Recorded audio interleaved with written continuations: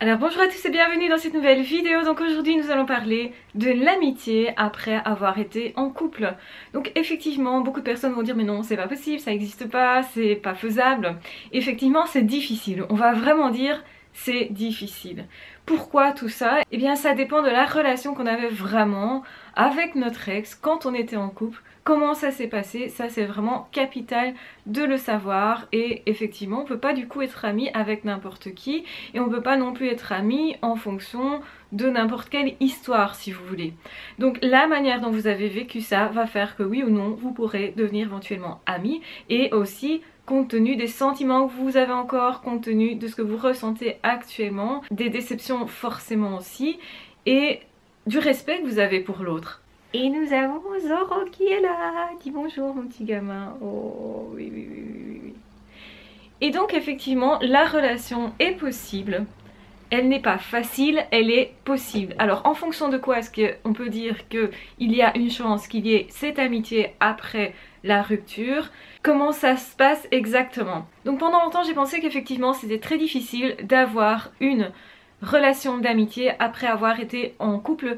Je pensais même que c'était impossible en réalité. Pourquoi ça? Eh bien parce que souvent en cas de rupture, c'est l'un des deux qui prend la décision, on prend pas la décision à deux, et souvent il y a un manque de respect. Il y a un manque de respect et peut-être aussi des peurs qui vont rentrer en scène, c'est-à-dire que la personne qui rompt a peur que l'autre fasse trop de reproches, a peur justement d'être pointée du doigt comme étant la personne qui n'a pas pu continuer, autrement dit comme étant la personne fautive. En fait lors d'une rupture on a tendance à se considérer comme plus fautif que l'autre, ou à aussi considérer que l'autre est fautif de quelque chose. Donc quand il y a une rancœur, que ce soit par rapport à soi-même, donc en fait on est mal à l'aise parce qu'on a rompu, dans ce cas-là effectivement on n'a pas envie de maintenir ce lien-là, c'est douloureux, c'est trop difficile et on aura tendance à fuir. Donc on sera lâche, disons-le clairement, on est lâche quand on ne communique pas, on est lâche quand on ne dit pas clairement à l'autre c'est terminé. On va faire en sorte que l'autre le comprenne, et il y a beaucoup d'hommes qui font ça malheureusement. C'est triste parce que quelque part effectivement ça va créer des blessures qui sont en réalité inutiles. Il vaut mieux se dire ok je prends la responsabilité et moi je suis à l'aise avec cette responsabilité de rompre. C'est pas quelque chose d'évident, c'est pas quelque chose de facile. Effectivement, vous allez vous sentir certainement coupable de mettre fin à une relation qui n'est pas nécessairement négative à tout niveau et avec une personne que vous respectez. Mais c'est sûr que pour le faire avec respect, il faut continuer d'estimer l'autre. Donc c'est-à-dire on ne va pas se quitter parce qu'on ne s'aime plus du tout, on va se quitter parce qu'on n'a pas les mêmes objectifs. Donc les motifs de la rupture sont assez différents. Quand on se quitte parce qu'on ne s'aime plus ou parce que l'autre nous a trahi, nous a trompé, qu'on estime que l'autre n'a pas été à la hauteur, etc., on aura tendance à reprocher, on aura du coup tendance à maltraiter l'autre, et donc dans ce cas-là on va pas maintenir une relation après ça parce qu'on sait que effectivement notre colère va être déversée sur l'autre et on veut éviter ça. Donc du coup on n'ose pas parler, donc du coup on ne va pas nécessairement maintenir une relation tout simplement, et peut-être même pas maintenir la communication. Maintenant il faut savoir qu'une des choses les plus difficiles c'est de ne pas maintenir la communication. Il y a un minimum quand même syndical à dire à la personne que l'on quitte, qui est ben voilà écoute je te quitte parce que je ne suis plus à l'aise peut-être dans ma vie pour X raisons, parce que je vois que nos objectifs sont différents, ou parce que moi je n'éprouve plus les mêmes sentiments et qu'au final c'est douloureux pour moi de maintenir la relation. Généralement quand on part c'est ça, c'est je ne suis plus heureux avec toi, je ne suis plus heureuse avec toi, et même je suis malheureuse ou je suis malheureux, je ressens en fait une certaine douleur, une certaine tristesse et je vois pas l'issue. Et donc parce que quand on voit une issue on essaye d'autre chose évidemment, et dans ce cas là il n'y a pas de rupture nécessairement, on va continuer d'une autre façon, quitte à faire renaître la flamme, puisqu'une flamme peut toujours renaître en réalité. Quand on s'est aimé il y a toujours moyen de réactiver cet amour là, à moins qu'évidemment on se soit leurré tout ce temps là. Mais quand il y a vraiment eu de l'amour véritable, c'est à dire quand on a vu l'autre avec ses qualités, avec ses défauts, qu'on l'a aimé malgré ses défauts et ses qualités, on va dire ça, qu'on a vraiment aimé la personne avec tout ce qu'elle est, et ben dans ce cas là forcément il y a possibilité de réanimer la flamme, même si on n'est plus amoureux à ce moment là en fait, hein, parce que recréer de l'amour, recréer de l'attraction, recréer de la curiosité, de l'intérêt se fait parce que l'autre va se positionner différemment d'avant la rupture. Donc il est tout à fait possible que certaines personnes qui soient justement plus amoureux redeviennent amoureux, ou de justement faire en sorte que l'ex revienne parce qu'il vous voit différemment, parce que vous vous positionnez différemment, parce que simplement aussi vous redevenez peut-être vivant, vous redevenez ce que la personne a connu plus au début de la relation, donc ça pourrait relancer l'histoire, relancer la flamme. Enfin ça c'est un autre sujet, peut-être dans lequel je ne vais pas rentrer dans cette vidéo. Mais si ça vous intéresse, je pourrais effectivement faire une vidéo là-dessus. Donc dites-moi en commentaire si ça vous intéresserait tout simplement. Donc effectivement, après avoir eu une relation qui est restée respectueuse tout au long de la relation, donc c'est-à-dire ce n'est pas non plus une relation dans laquelle on passait son temps à s'effriter, à se disputer, à se malmener. Donc c'est une relation dans laquelle effectivement il est toujours resté une sorte de respect, et je pense aussi qu'en fait avant, la plupart du temps, avant qu'on soit en couple avec cette personne, il y avait déjà une amitié. Et au courant de la relation, il y a toujours eu cette amitié, ce respect qui a perduré. Et donc ce qui veut dire qu'au final, c'est pas si bizarre que ça de continuer cette amitié là. Si vous voulez, il y a une partie de la relation qui est effectivement l'espoir du couple, l'espoir d'avoir une vie de famille peut-être ensemble, donc tous des rêves qu'on avait construits qui ne peuvent plus se poursuivre.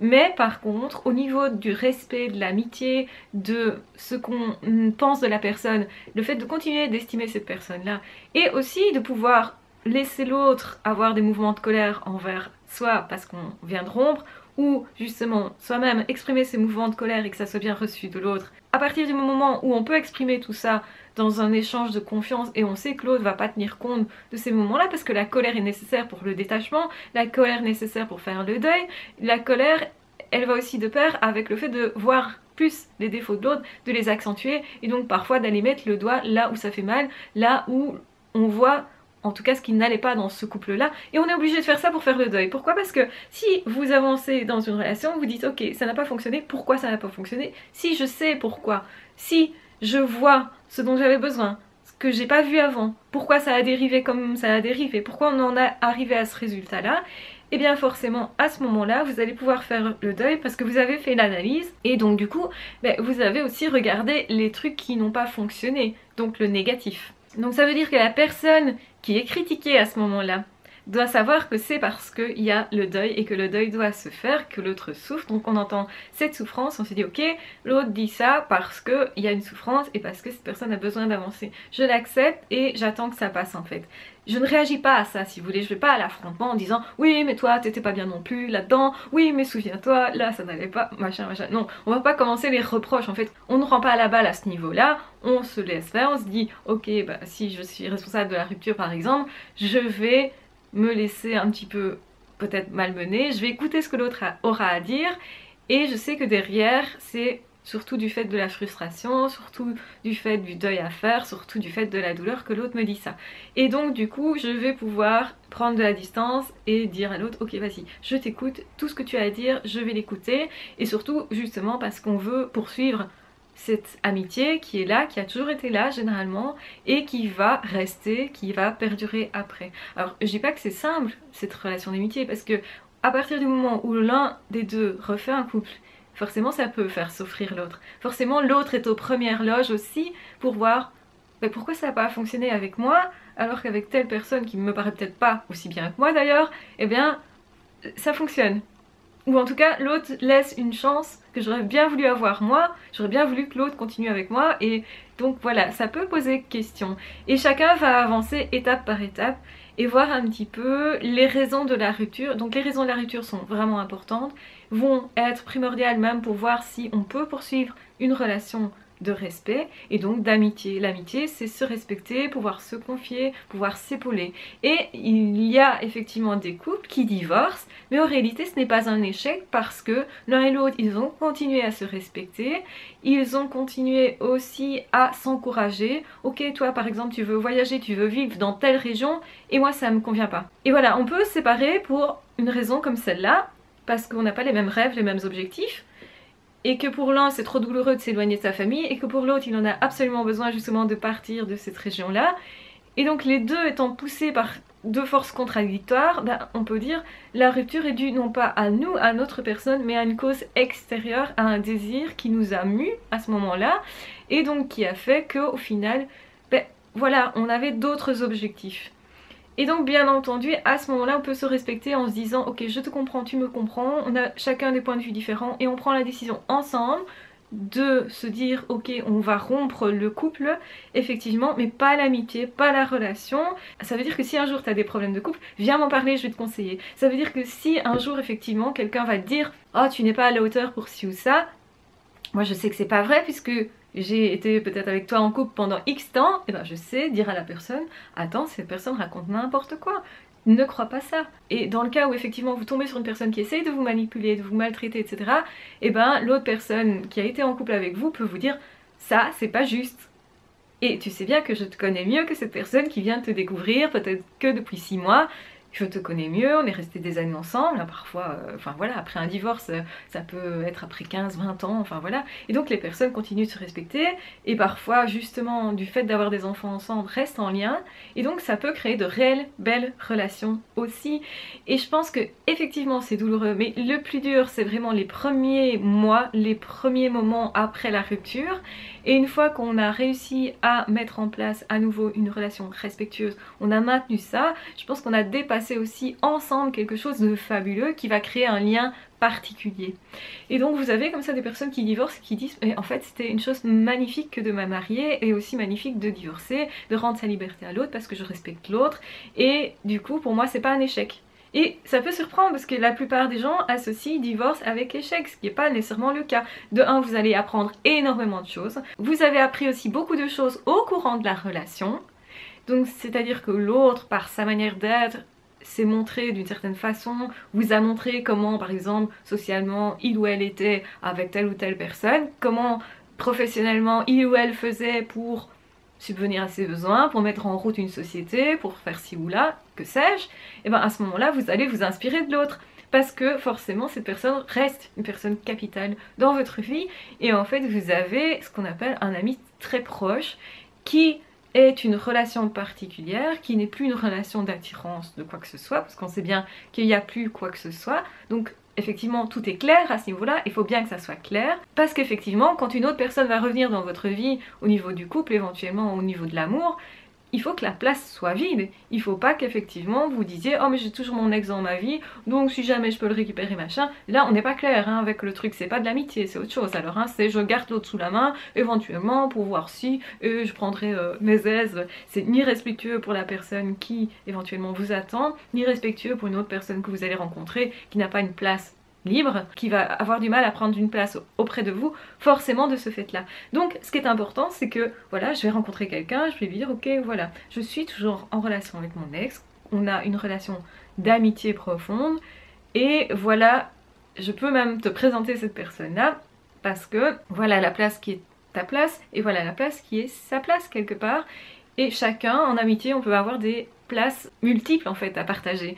Donc on n'a pas besoin de choisir en tel ou tel ami, ça alors ce n'est plus de l'amitié, c'est autre chose. Donc il faut vraiment bien être clair, il faut vraiment être clair avec l'autre, vraiment avoir maintenu la relation de respect, ce qui est quand même peu le cas parce que quand on se sépare, la plupart du temps, en tout cas quand on n'a pas fait un certain chemin intérieur, quand on n'a pas l'un et l'autre une certaine maturité, parce que c'est une maturité ça, donc quand il y a beaucoup de rancœur, ben, moi je préconise pas du tout d'avoir une relation d'amitié parce que je pense que ça sera pas possible. Ou alors ça va être possible seulement 6 mois, 1 an après. En tout cas, il faudra un petit peu de temps pour que cette personne fasse son deuil, que nous-mêmes on fasse notre deuil, que les sentiments de colère ne soient pas partageables et donc en fait que chacun on gère ça, qu'on se pardonne mutuellement et puis alors on se retrouve et on devient amis parce qu'il y avait une amitié avant éventuelle. Vous avez aussi ce cas de figure hein. Mais dans ce cas là, s'il y a effectivement des sentiments très douloureux, encore de l'amour des deux personnes, tout ça, il faut laisser le temps à tous ces sentiments là de se tamiser, d'évoluer et un jour alors on peut revenir l'un vers l'autre. Donc effectivement la manière dont on va rompre est significative aussi de quel type de personne j'ai en face de moi. Quelqu'un qui va rompre en me respectant, en me disant clairement les choses, c'est pas que ça va pas être douloureux, mais ça va être respectueux. Et donc dans ce cas-là, effectivement, je vais continuer d'avoir de l'estime pour cette personne. Je vais continuer éventuellement aussi avec cette personne dans une autre relation parce que je trouverai qu'effectivement c'est possible. Donc c'est se poser la question intérieurement, moi là, à l'intérieur, qu'est-ce que je ressens? Est-ce que c'est possible pour moi, en fonction de ce que je ressens, de conserver cette personne dans ma vie sans qu'il y ait d'attente je vais le récupérer, parce qu'on peut dire aussi à l'autre je vais rester amie avec toi, mais en fait c'est dans le but de récupérer l'autre, hein. Donc ça aussi c'est pas clair. Donc là je parle vraiment d'amitié sincère et profonde, elle est possible. Elle n'est pas si courante que ça, mais c'est un cadeau précieux aussi que la vie peut vous faire, donc c'est important d'en parler et c'est pourquoi je vous ai fait cette vidéo. En tout cas, j'espère qu'elle vous sera très utile, j'espère en tout cas qu'elle vous aura aidé aussi dans votre cheminement. Je ne sais pas exactement dans quelle situation vous vous trouvez. Il est certain que si vous avez été en couple avec quelqu'un qui vous a manipulé, il n'y a pas eu de respect, donc ne cherchez pas de l'amitié, il n'y a pas d'amitié possible, tout simplement. N'envisagez pas ça avec n'importe qui, envisagez ça si vous avez été respecté, si vous respectez l'autre, si vous continuez d'estimer l'autre et si au final vous avez toujours envie aussi d'avoir ces personnes dans votre vie, parce que au final peut-être que le couple que vous avez formé était plus proche de l'amitié aussi. C'est tout à fait possible par exemple que vous vous êtes mis en couple avec quelqu'un et au final vous vous rendez compte que vous avez un profond respect pour cette personne, mais pas nécessairement de sentiments amoureux. Ça c'est possible aussi et c'est un cas de figure qui vous permettra du coup d'évoluer peut-être aussi vers de l'amitié. Tout dépend de où l'autre en est. Et c'est deux personnes qui vont devoir gérer effectivement la colère éventuelle, le ressentiment éventuel, la rancœur éventuelle et voir si chacun est suffisamment mature et prêt, parce qu'il sait aussi être prêt, pour vivre ce type de relation là. Voilà. Donc j'espère en tout cas que cette vidéo vous aura plu, qu'elle vous aura aidé, qu'elle vous aura permis d'avancer un petit peu plus. De toute façon, ici, vous pouvez mettre en commentaire ce que vous pensez de ce type de relation. Si vous avez déjà vécu ça ou pas, dans quelle situation est-ce que vous êtes actuellement. N'hésitez pas aussi à liker, à vous abonner si ce n'est pas déjà fait, à cliquer sur la petite cloche si vous ne voulez manquer aucune des vidéos. Et en attendant, on se retrouve très vite dans d'autres vidéos ou dans d'autres podcasts. Ah ciao, bye bye!